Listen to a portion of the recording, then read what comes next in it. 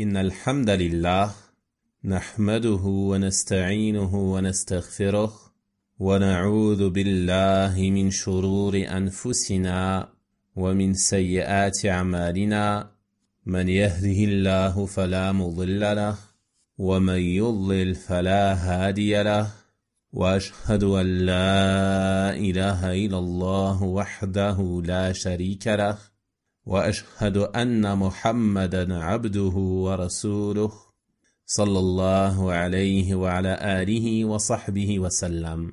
وبعد, nous continuons ce soir la lecture et l'étude du livret sur la jurisprudence du jeûne simplifié, et nous en sommes aujourd'hui au 3e chapitre, à la page 28 du livret PDF, qui concerne ce qui est recommandé et ce qui est détestable durant le jeûne.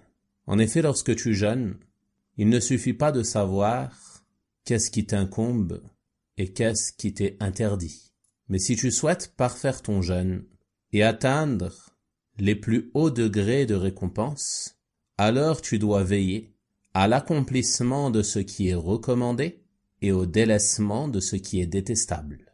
Tout ce qui est recommandé, si tu l'accomplis sincèrement pour Allah subhanahu wa ta'ala, alors tu ne feras qu'augmenter en termes de récompense.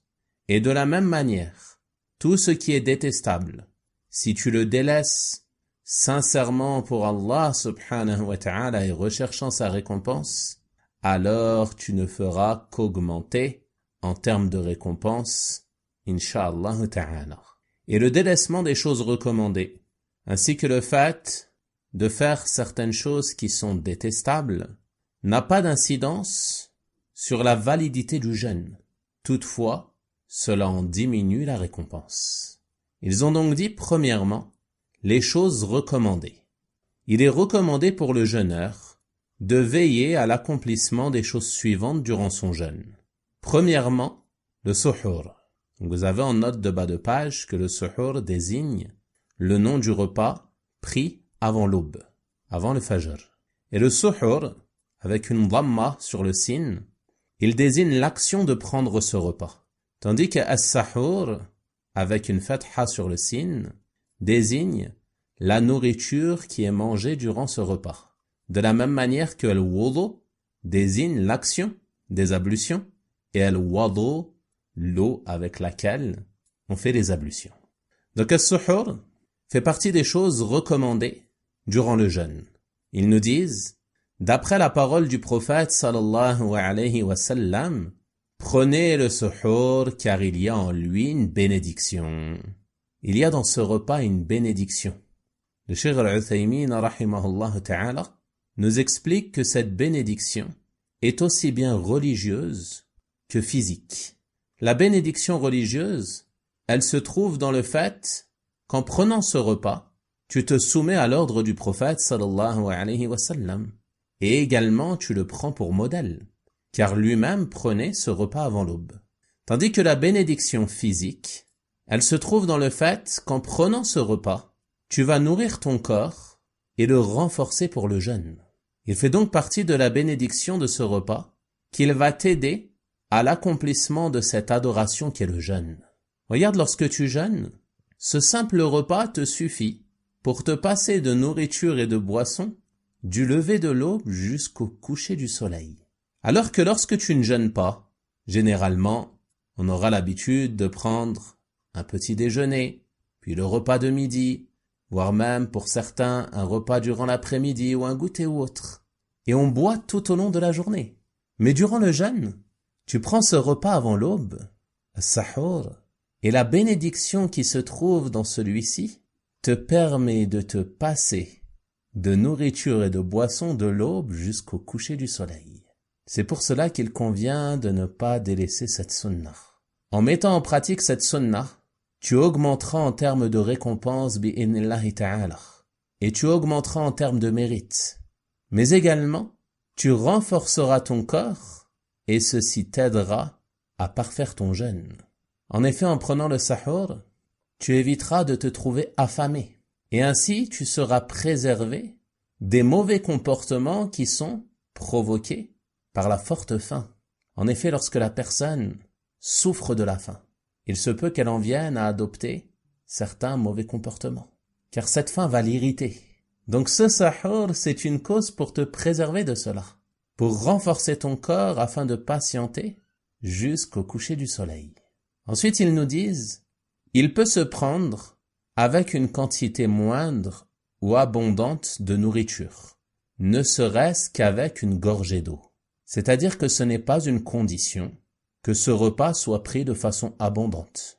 Mais si la personne n'arrive pas à trouver l'appétit avant l'aube, alors il n'y a pas de gêne à ce qu'elle se suffise de quelques bouchées de nourriture ou au moins une simple gorgée d'eau, afin de profiter du mérite qu'il y a dans le fait de prendre le sahur.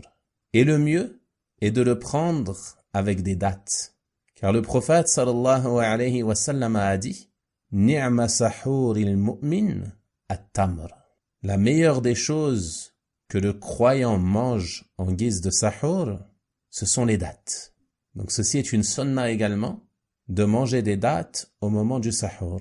Donc même si tu n'as pas faim, tu mets en pratique cette sunna, tu manges une date qui va renforcer ton corps pour patienter durant le jeûne, ou alors tu bois quelques gorgées d'eau, une gorgée de laban ou ce que tu souhaites parmi les aliments et les boissons.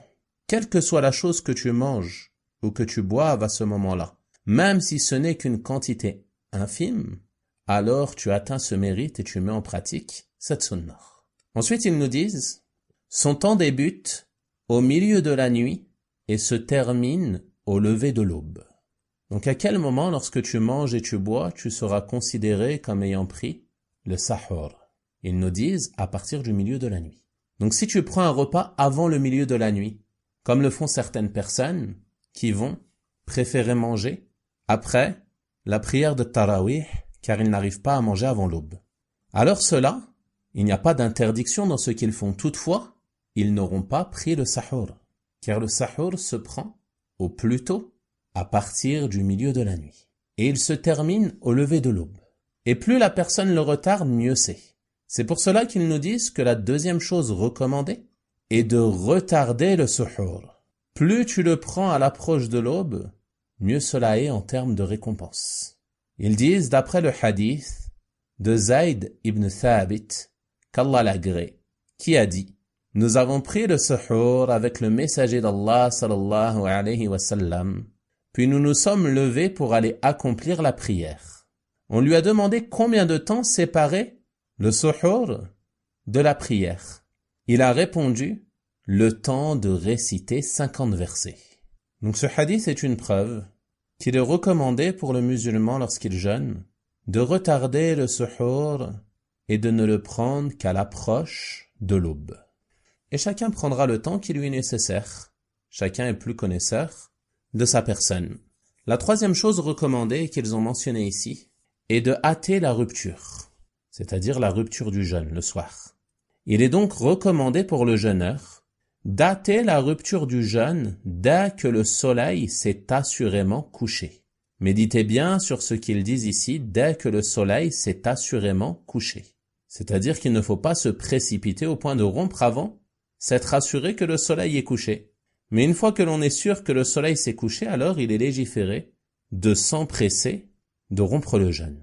Ils disent, d'après Sahl ibn Sa'd, qu'Allah l'agrée, le prophète sallallahu alayhi wa sallam a dit, les gens ne cesseront d'aller bien, les gens ne cesseront d'être sur le bien, tant qu'ils hâteront la rupture du jeûne. Donc ce hadith nous démontre la recommandation de s'empresser de rompre le jeûne une fois que le soleil s'est bien couché. Toutefois, il est à souligner que si tu ne vois pas le coucher du soleil, alors tu seras obligé d'attendre l'appel à la prière afin de t'assurer que le soleil se soit bien couché. Même si tu penses fortement que le soleil se couche quelques minutes avant l'appel à la prière, il ne t'est pas possible de rompre le jeûne sur une simple supposition. Donc soit tu vois le coucher du soleil et à ce moment-là, tu pourras rompre selon ta vision, soit tu ne le vois pas et tu te baseras sur l'heure de l'appel à la prière.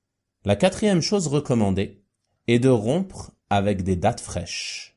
S'il n'en trouve pas, avec des dattes sèches et en prendre une quantité impaire. Donc la sunna est de veiller à rompre le jeûne avec des dates, et en priorité avec des dates fraîches. Si tu n'en as pas, alors tu rompras le jeûne avec des dates sèches. Et c'est cela la sunna. Même si tu n'apprécies pas spécialement les dates, fais au moins l'effort d'en manger une afin de mettre en pratique cette sunna de ton prophète sallallahu alayhi wa sallam. Et tu seras récompensé pour cette date que tu manges par suivi de sa sunna. Et ceci est recommandé pour rompre le jeûne. Quant au fait qu'ils disent d'en prendre une quantité impaire, alors il faut savoir qu'il n'y a pas de texte particulier rapporté à ce sujet concernant la rupture du jeûne. Mais certains savants considèrent que cela est recommandé de manière générale, de boire et manger en nombre impair, sans que cela soit spécifiquement lié à la rupture du jeûne. Donc il n'y a pas de mal à prendre des dates en quantité paire ou en quantité impaire, et l'affaire est large, incha'Allah ta'ala. Ensuite ils disent, s'ils n'en trouvent pas, c'est-à-dire s'ils ne trouvent pas de date, qu'il n'a ni date fraîche ni date sèche, alors avec quelques gorgées d'eau. D'après le hadith de Anas, qu'Allah l'agrée, qui a dit, le messager d'Allah sallallahu alayhi wa sallam avait pour habitude de rompre son jeûne avec des dates fraîches avant de prier. S'il n'y en avait pas, alors avec des dates sèches, et s'il n'y en avait pas, alors il buvait quelques petites gorgées d'eau. Ceci est donc la sunna pour rompre ton jeûne. Veille à avoir des dates fraîches, ou au moins des dates sèches, afin de commencer par cela lors de la rupture du jeûne. Tu seras récompensé pour cela car tu auras suivi ainsi la sunna de ton messager, sallallahu alayhi wa sallam. Et si tu n'en as pas, alors romps ton jeûne avec quelques gorgées d'eau. Et mange ce que tu le souhaites parmi les nourritures. Il n'y a pas de jeûne en cela. Mais cet ordre est celui qui est recommandé. Toutefois, j'attire votre attention qu'il ne fait pas partie de la sunna de commencer par le repas avant de prier. Nombre de personnes ont pour habitude, lors du mois de Ramadan ou lorsqu'ils jeûnent, lorsque vient l'heure du Maghrib, de commencer par manger leur repas avant de prier. Et ceci est contraire à ce qui est légiféré. Mais la sunna est de rompre ton jeûne avec quelques dates, ou au moins avec quelques gorgées d'eau, puis ensuite, tu vas prier, et après cela, si tu le souhaites, tu reviens prendre ton repas. Ensuite, ils nous disent, s'il ne trouve rien, c'est-à-dire qu'il n'a ni date fraîche, ni date sèche, ni eau à boire, ni rien du tout à manger, alors il a l'intention de rompre dans son cœur, et cela est suffisant pour lui. À supposer qu'une personne n'ait rien à boire ni à manger, comme cela pourrait arriver à un voyageur par exemple. Il se trouve sur la route au moment du coucher du soleil. Il est en voiture, il n'a ni date, ni eau, ni rien à boire, ni rien à manger. Donc lorsqu'il voit le soleil se coucher, qu'est-ce qu'il fait? Il a l'intention de rompre, il a l'intention que son jeûne est terminé. Et il attend de trouver de quoi boire et de quoi manger, afin de se nourrir et s'abreuver. Cinquièmement, l'invocation au moment de la rupture et pendant le jeûne. D'après la parole du prophète sallallahu alayhi wa sallam, les invocations de 3 personnes ne sont pas rejetées. Le jeûneur jusqu'à ce qu'il rompe, le gouverneur juste et la victime d'une injustice. Donc on voit dans ce hadith que l'invocation du jeûneur est acceptée jusqu'à ce qu'il rompe. Il est donc recommandé lorsque tu jeûnes de multiplier l'invocation jusqu'au moment de la rupture. Veille à te rapprocher d'Allah subhanahu wa ta'ala par cette adoration immense. Tu adresses tes demandes à Allah subhanahu wa ta'ala dans ton intérêt, afin qu'il te pardonne tes péchés, qu'il accepte ton repentir, qu'il te fasse entrer au paradis, qu'il te préserve du feu de l'enfer, qu'il te facilite dans tes affaires mondaines et tes affaires religieuses. Tu lui adresses toutes ces demandes qui sont dans ton intérêt, et Allah subhanahu wa ta'ala te récompense pour ces invocations que tu lui adresses, et il t'a promis également de répondre à tes demandes. Allahu Akbar. Il nous ordonne de l'invoquer. Il nous récompense lorsqu'on l'invoque, et il répond à nos demandes. وَقَالَ رَبُّكُمْ أُدْعُونِي أَسْتَجِبْ لَكُمْ. Et votre Seigneur a dit, invoquez-moi, je vous répondrai. Donc tu dois veiller à l'invocation lorsque tu jeûnes, et notamment à l'approche du coucher du soleil, et au moment où tu t'apprêtes à rompre ton jeûne. Et il y a en cela un bénéfice immense. Car en fin de journée, le jeûneur aura le cœur adouci par la faim. Il sera donc rempli d'humilité pour Allah subhanahu wa ta'ala. Il pourra l'invoquer d'un cœur présent et humilié. Et étant donné qu'il jeûne, alors son invocation n'est pas rejetée. C'est pour cela qu'il est recommandé de multiplier les invocations à ce moment-là, jusqu'à ce que tu t'apprêtes à rompre. Après la rupture, généralement, la personne aura assouvi son désir de nourriture et de boisson et risque d'être plongé, malheureusement, dans l'insouciance. Toutefois, il est légiféré après cela de prononcer une invocation qui est rapportée dans un hadith et qui consiste à dire, après avoir rompu ton jeûne, « Dhahaba al-dhama » la soif s'en est en allée, « Wabtallat al-uruq » les veines se sont alimentées, « Wa thabata al-ajru » insha'Allah et la récompense sera confirmée, insha'Allah, si Allah le veut. Ceci est une parole légiférée à prononcer après avoir rompu ton jeûne. Et avant cela, lorsque tu t'apprêtes à le rompre, tu invoques Allah subhanahu wa ta'ala en lui adressant les demandes que tu souhaites parmi les bienfaits de ce bas monde et de l'au-delà.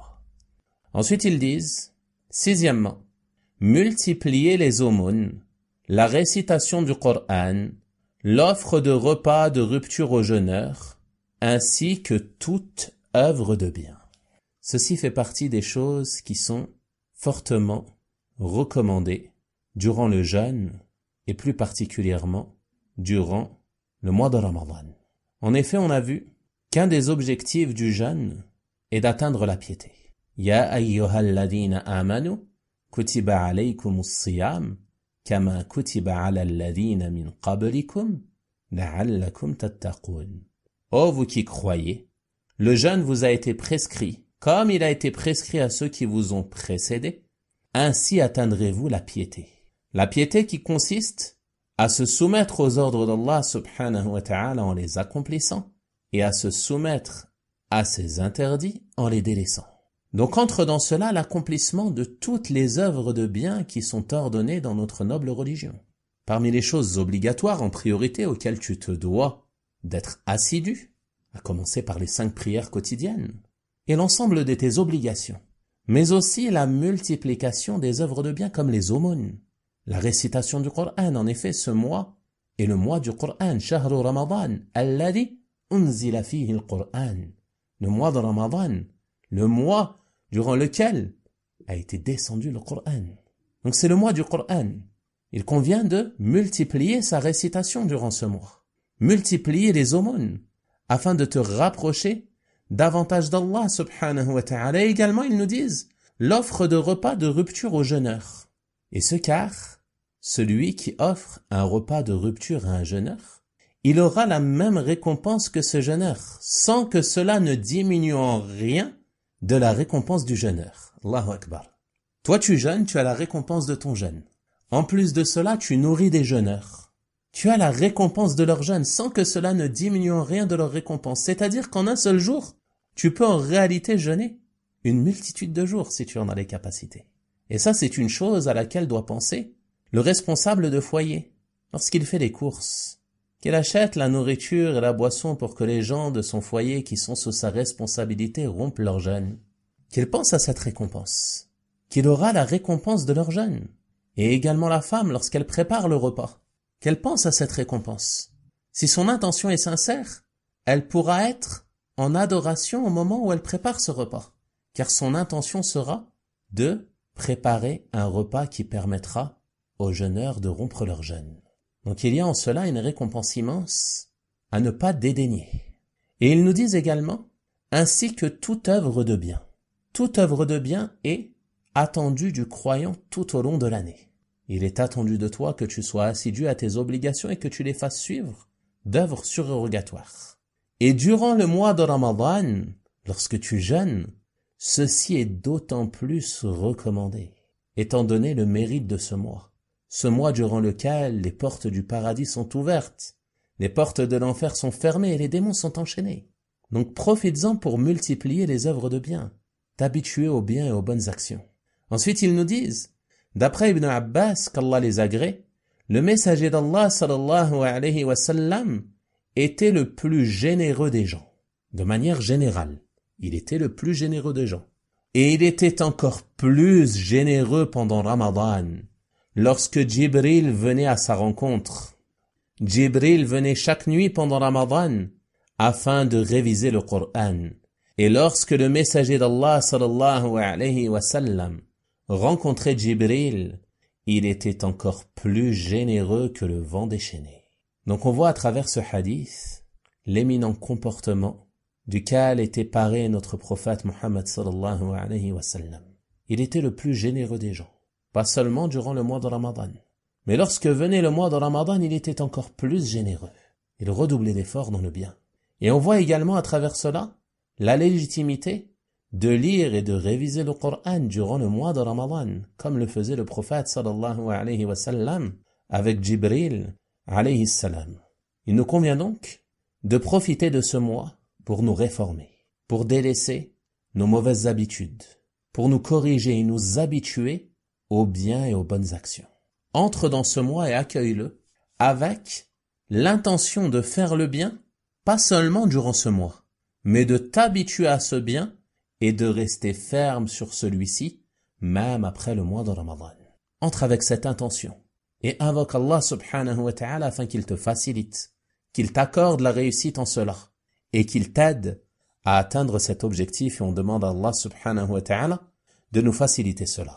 Ensuite, ils ont dit, septièmement, faire des efforts pour la prière de nuit.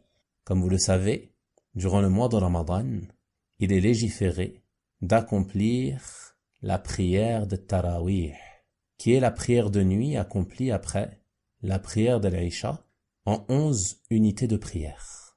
Et il est recommandé de l'accomplir en groupe à la mosquée. Et celui qui n'a pas la possibilité de s'y rendre, alors il ne doit pas pour autant délaisser cette prière, mais il doit veiller à être assidu à cette prière de nuit durant le mois de Ramadan. Car comme on va le voir dans le hadith qu'ils ont mentionné, celui qui accomplit cette prière avec foi et en espérant la récompense, ses péchés passés lui seront pardonnés. Donc ne la délaisse pas durant le mois de Ramadan, ne serait-ce qu'une nuit, afin de ne pas être privé de cette récompense. Veille à être assidu à la prière de nuit chaque nuit du mois de Ramadan, dès la première nuit, qui est avant le premier jour de jeûne. Une fois que le mois de Ramadan est annoncé, commence les nuits du Ramadan. Sa première nuit, c'est lorsque l'on annonce que le jeûne aura lieu demain. Donc dès cette nuit-là commence la prière de nuit. Et ne néglige pas cela. N'oublie pas que ce ne sont que quelques nuits qui vont passer que peut-être tu ne retrouveras jamais. C'est une occasion immense à saisir. Et tu ne dois pas t'en priver. Celui qui ne prie pas la nuit durant le mois de Ramadan, quand est-ce qu'il va prier la nuit? Quand est-ce qu'il va faire des efforts dans les œuvres de bien? Wallah, il est surprenant de voir nombre de musulmans laisser passer ce mois comme l'ensemble des autres mois de l'année. La seule différence qu'il y a, c'est les repas qu'ils vont manger et l'horaire de repas. Mais on ne voit pas de différence dans leur comportement, dans les efforts dans les œuvres de bien et dans les efforts dans le délaissement des péchés et des mauvaises actions. Et certains parmi eux vont faire des efforts, mais ils ne vont pas rester fermes sur ces efforts. Ils ne vont durer que les premiers jours, ou la première semaine, ou la première moitié du mois. Donc il est important de faire ces efforts tout au long du mois de Ramadan. Et ici ils nous disent, surtout durant les 10 dernières nuits de Ramadan. Pourquoi durant les 10 dernières nuits? Car durant ces 10 dernières nuits se trouve Laylatul Qadr, la nuit du destin, cette nuit qui est meilleure que 1000 mois. Chaque action que tu fais durant cette nuit, elle est meilleure qu'une action accomplie durant 1000 mois. C'est un mérite immense. Donc durant ces 10 dernières nuits, tu vas redoubler d'efforts encore plus que durant les premières nuits du mois, avec espoir d'atteindre cette nuit, qui se trouve dans l'une de ces 10 nuits. Donc si tu fais des efforts durant les 10 nuits, tu seras sûr d'avoir atteint la nuit du destin. Ils nous disent ici, d'après Aïcha, qu'Allah l'agrée, lorsque les 10 dernières nuits arrivaient, le prophète sallallahu alayhi wa sallam serrait son pagne. Il redoublait d'efforts, passait sa nuit en adoration, non pas veiller pour les distractions, ou les réseaux sociaux, ou je ne sais quoi, non. Passer sa nuit en adoration. Il n'est pas demandé de ne pas dormir seulement, mais c'est de ne pas dormir pour veiller en adoration. Il passait sa nuit en adoration et réveillait sa famille. Le bien ne se limite pas à ta personne, réveille ta famille, incite-les à faire le bien, incite-les à la prière, incite-les au dhikr, incite-les à la lecture du Coran. Entraidez-vous dans le bien et la piété, afin que règne la sérénité et le bonheur dans votre foyer. C'est ça la clé du bonheur. Beaucoup de personnes se plaignent de mésententes, de conflits, de discordes et ainsi de suite, car ils n'ont pas basé leur foyer sur l'entraide dans le bien et la piété. La clé de la quiétude, la clé de la sérénité, de la tranquillité, du bonheur dans les foyers, c'est quoi?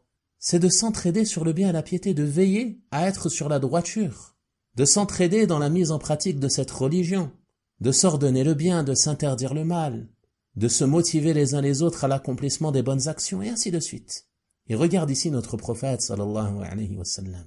Il redouble d'efforts durant ces 10 dernières nuits, mais qu'est-ce qu'il fait également?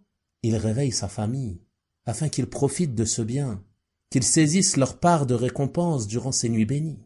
Nous devons donc veiller à le prendre pour modèle, sallallahu alayhi wa sallam. Ensuite ils disent, ceci entre également dans la généralité de sa parole, quiconque accomplit la prière de nuit durant Ramadan, avec foi et en espérant la récompense, ses péchés passés lui seront pardonnés. Allah subhanahu wa ta'ala nous facilite donc à accomplir cette prière de nuit durant l'ensemble du mois, avec foi et en espérant la récompense. On a vu dans un précédent cours qu'est-ce que cela signifie, avec foi en Allah, avec foi en la légitimité de cette prière, et en espérant la récompense, c'est-à-dire sincèrement pour Allah subhanahu wa ta'ala, par espoir de ce qui se trouve auprès de lui comme bien et comme récompense, non pas pour faire comme les autres, non pas pour se montrer ou par ostentation, ainsi de suite. Quiconque accomplit la prière de nuit durant Ramadan, avec foi et en espérant la récompense, ses péchés passés lui seront pardonnés. Demande à Allah subhanahu wa ta'ala, al-Ghafour al-Ghaffar, de nous pardonner l'ensemble de nos péchés. Ensuite, ils disent, 8e, la Umrah. La Umrah, c'est une chose qui est recommandée tout au long de l'année.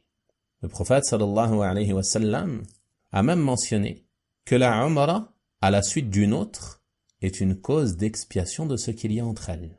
Donc, dès que la personne en a la possibilité, il est légiféré pour elle de se rendre sur les terres sacrées afin d'accomplir les rites de la Umrah. Et cela est d'autant plus recommandé durant le mois de Ramadan. Pourquoi? Ils nous disent, d'après la parole du prophète sallallahu alayhi wa sallam, une Umrah pendant Ramadan équivaut à un pèlerinage. Allahu Akbar. Équivaut à un pèlerinage en termes de récompense. Cela ne signifie pas que la personne sera dispensée ensuite du pèlerinage obligatoire, non. Mais en termes de récompense, elle aura la même récompense que la récompense d'un pèlerinage. Et dans une autre narration du hadith, il est venu, une Umrah pendant Ramadan équivaut à un pèlerinage avec moi. Un pèlerinage avec le prophète, sallallahu alayhi wa sallam. Donc ceci nous montre donc qu'il est fortement recommandé pour le musulman qui en a les capacités d'accomplir la Umrah durant le mois de Ramadan. 9e, dire « je suis jeûneur » ou « je jeûne » à celui qui l'injure. Et ceci fait partie des comportements légiférés lorsque tu jeûnes. D'après la parole du prophète sallallahu alayhi wa sallam, lorsque l'un d'entre vous jeûne, qu'il ne prononce aucune parole obscène, aucune parole indécente, et qu'il ne fasse pas de vacarme. Et si quelqu'un l'insulte ou l'attaque, alors qu'il dise « je suis jeûneur ». Je suis jeûneur. Je ne te réponds pas, je m'abstiens car je jeûne. Et il est légiféré durant mon jeûne de m'abstenir de tels propos et de te répondre. Donc ceci vient compléter ce que l'on a mentionné au sujet de la multiplication des bonnes actions. L'objectif de ton jeûne n'est pas simplement de t'abstenir de boire et de manger, mais l'objectif c'est d'atteindre la piété. Et pour atteindre cette piété, tu te dois de faire des efforts afin d'accomplir le convenable et de délaisser le blâmable. Et tu te dois de faire des efforts pour corriger ton comportement. Et entre dans cela le fait de ne pas répondre à une personne qui t'injurie. Tu lui dis simplement « je suis jeûneur » afin de te préserver de la prononciation de paroles qui pourraient compromettre ton jeûne ou en diminuer sa récompense. Donc le jeûneur, il doit s'écarter de tout ce qui porte atteinte à son jeûne. Et d'autant plus des péchés et des mauvaises actions. Et ceci, bien sûr, est attendu de toi tout au long de l'année. Mais durant le jeûne, tu dois redoubler d'efforts en cela. Comme c'est rapporté de certains de nos pieux prédécesseurs, rahimahumallahu ta'ala, lorsque tu jeûnes, alors fais jeûner avec toi ton ouïe, ta vue et ta langue. Préserve ton ouïe de l'écoute de choses interdites. Préserve tes yeux de la vue de choses interdites que tu n'as pas le droit de regarder. et préserve ta langue de la prononciation de paroles interdites que tu n'as pas le droit de prononcer. Ceci étaient donc les 9 choses recommandées durant le jeûne qu'ils ont mentionnées ici. Ensuite, ils ont dit, deuxièmement, les choses détestables, c'est-à-dire les choses qu'il est recommandé pour le jeûneur de délaisser. Il est détestable pour le jeûneur d'accomplir certaines choses qui pourraient compromettre son jeûne ou en diminuer sa récompense. Ces choses sont les suivantes. Premièrement, l'exagération lors du rinçage de la bouche et du nez, c'est-à-dire lors des ablutions, en raison de la crainte que l'eau atteigne l'estomac.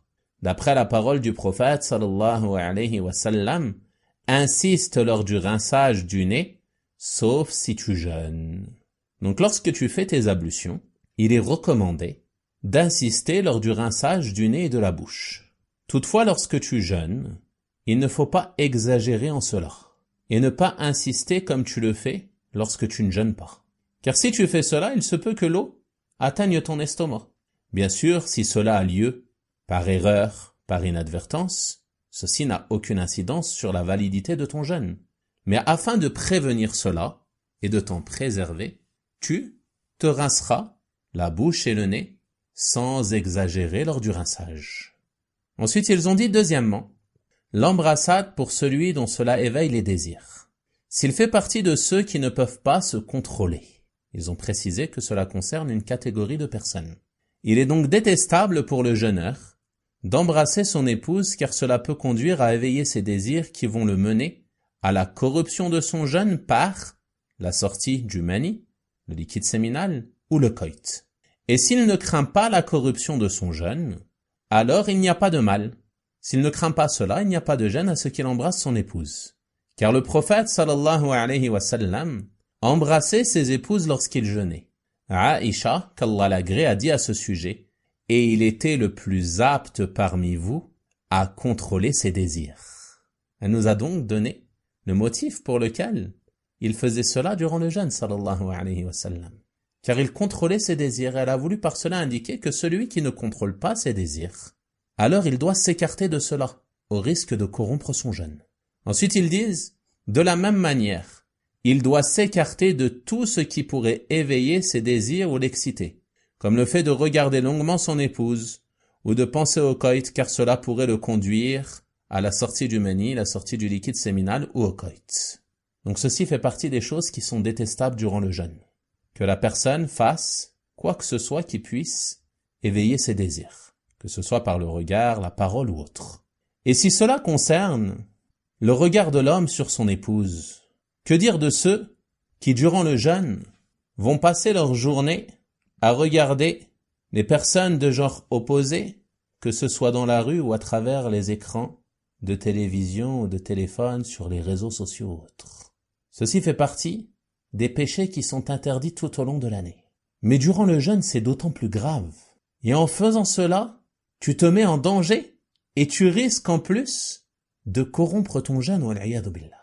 Donc nous devons tous faire preuve de crainte d'Allah subhanahu wa ta'ala. Et si le seul moyen de te préserver de ces péchés est de t'écarter de ces appareils, alors écarte-toi de ces appareils. Enferme-les dans un tiroir lorsque tu jeûnes. Ne les approche pas, afin de préserver ton jeûne, bi'idhnillahi ta'ala. Ensuite, ils ont dit, troisièmement, avaler les glaires, car elles atteignent l'estomac et que cela le renforce, sans parler du fait que cela est sale ou de la nuisance provoquée par cet acte. Donc, concernant le fait d'avaler les glaires qui atteignent la cavité buccale, les gens de science ont divergé. Certains parmi eux ont dit que celui qui les avale volontairement, après qu'elles aient atteint la cavité buccale, et les ravale après cela, il a alors rompu son jeûne. Et d'autres ont dit que même si elles ont atteint la cavité buccale et qu'il les avale, alors ceci n'a aucune incidence sur la validité de son jeûne de la même manière que s'il avale sa salive. Et ceci est l'avis le plus juste à ce sujet. Toutefois, la personne qui se retrouve dans cette situation et qui a les capacités d'évacuer cela, alors qu'elle le fasse. Et si elle les avale, alors il n'y a pas d'incidence sur son jeûne, incha'Allah ta'ala. Enfin, ils ont dit quatrièmement, goûter la nourriture sans nécessité. Si cela est nécessaire, comme pour le cuisinier, qui a besoin de goûter pour voir si cela est assez salé ou autre. Dans ce cas, il n'y a pas de mal, tout en prenant garde que rien n'atteigne sa gorge. Donc il est détestable pour le jeûneur de goûter la nourriture s'il n'y a pas de nécessité. Mais, s'il y a une nécessité en cela, qu'il a besoin de vérifier l'assaisonnement de la nourriture, voir si cela est assez salé, assez épicé ou autre. Il peut goûter mais sans avaler. C'est-à-dire qu'il va mettre la nourriture sur ses lèvres ou sur sa langue, afin de s'assurer de ce qu'il veut vérifier, et ensuite, il évacue cela et se rince la bouche, en prenant garde à ce que rien n'atteigne sa gorge.